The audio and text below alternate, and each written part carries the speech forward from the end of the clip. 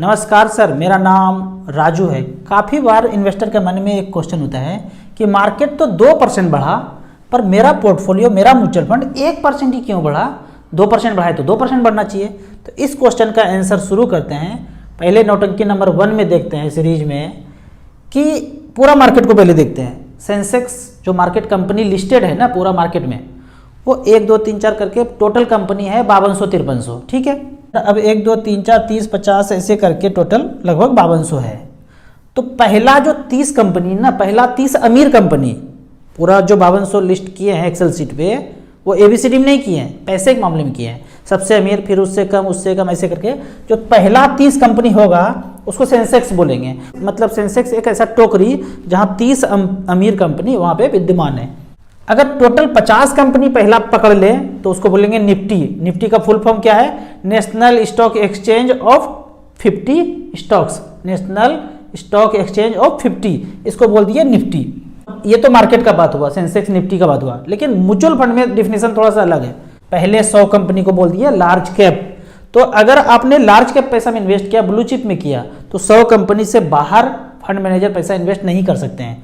उसके बाद 100 के बाद 101, 102 ऐसे करके 250 तक, इसको बोलेंगे मिड कैप। अगर आपने मिड कैप में या हमने मिड कैप में पैसा इन्वेस्ट किया तो 150 कंपनी के अंदर ही फंड मैनेजर पैसा इन्वेस्ट करेंगे, उसी स्टॉक्स में करेंगे, तो इसको बोलते हैं मिड कैप। अब 250 के बाद 251 से लेके जितना कंपनी है फंड मैनेजर कहीं भी इन्वेस्ट करे उसको बोलेंगे स्मॉल कैप। इसीलिए कहते हैं कि स्मॉल कैप में आप इन्वेस्ट करेंगे तो फंड मैनेजर के पास कितना ऑप्शन है, कहीं किसी भी कंपनी में पैसा वो इन्वेस्ट कर सकते हैं।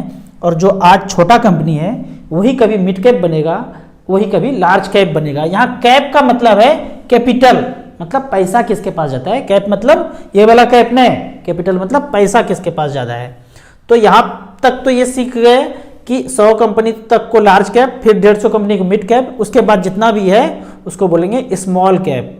अब नौटंकी नंबर 2, किसी दिन मान लेते हैं कि लार्ज कैप 2% बढ़ा, मिड कैप 1% बढ़ा और स्मॉल कैप 2% बढ़ा, और आपने अगर लार्ज कैप में पैसा लगाया है या आपने मिड कैप में लगाया है तो आपका पैसा 1% ही बढ़ेगा। जबकि सेंसेक्स देखेंगे कि 2% बढ़ गया।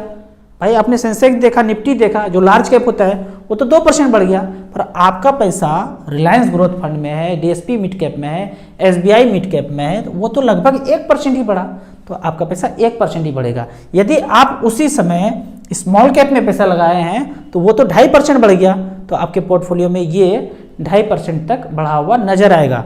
अब यहाँ पे लाइव एग्जाम्पल लेते हैं कि अभी क्या चल रहा है। निफ्टी 50 मतलब लार्ज कैप 50 0.31 घटा है। निफ्टी 50 नेक्स्ट मतलब टोटल हो गया 100। म्यूचुअल फंड के भाषा में इसको क्या बोलेंगे? पहला 50 और दूसरा 50, सब मिला के 100, तो ये भी 0.28 गिरा है। तो दोनों मिला के लगभग 0.31 ये गिरा है। अब मिड कैप का बात करते हैं। निफ्टी मिड कैप 50 मतलब मिड कैप में ही 50, 150 में पहला ही 50, दोनों मिला के अगर देखा जाए 50 100 सब मिला के देखा जाए तो ये भी लगभग गिरा हुआ है 0.18, 0.5 ये गिरा हुआ है। अब स्मॉल कैप का अगर बात करते हैं, निफ्टी स्मॉल कैप 100 250 के बाद 350 तक स्मॉल कैप में क्या हुआ है? 0.06 गिरा हुआ है। तो ऐसे करके यहाँ देखेंगे निफ्टी मिड कैप 150, ये प्योर मिड कैप का इंडेक्स हो गया। यहाँ कितना हुआ है? 0 मतलब ना बढ़ा है ना घटा है, ऐसे करके हुआ है।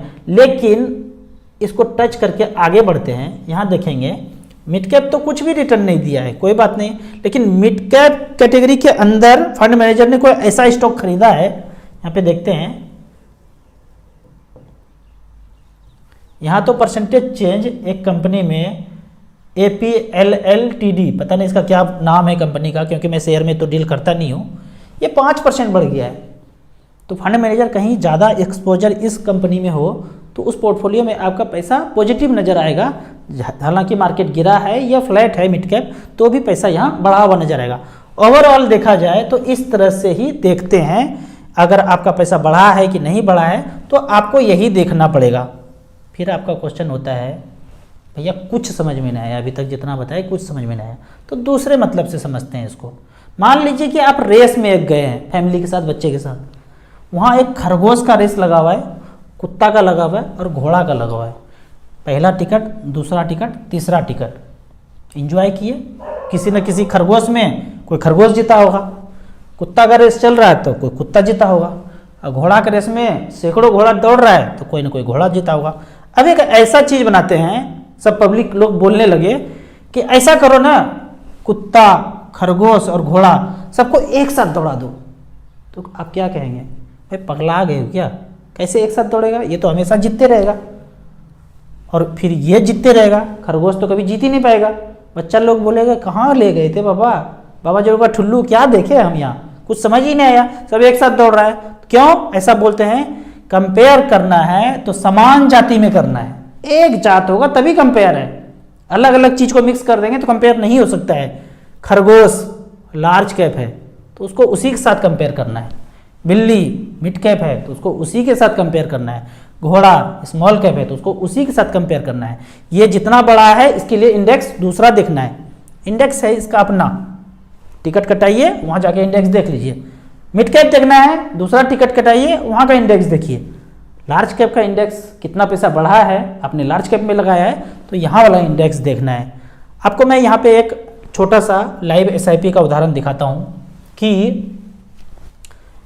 एसबीआई म्यूचुअल फंड का नाम है एसबीआई मैग्नम ग्लोबल फंड, 5,000 रुपये पर मंथ, कब से 2005 से 2022 तक टोटल पैसा जमा किए एसआईपी के रेट से 10,45,000 रुपया, और आज के डेट में वर्थ है 45,45,000, 15.21% का रिटर्न दिया है।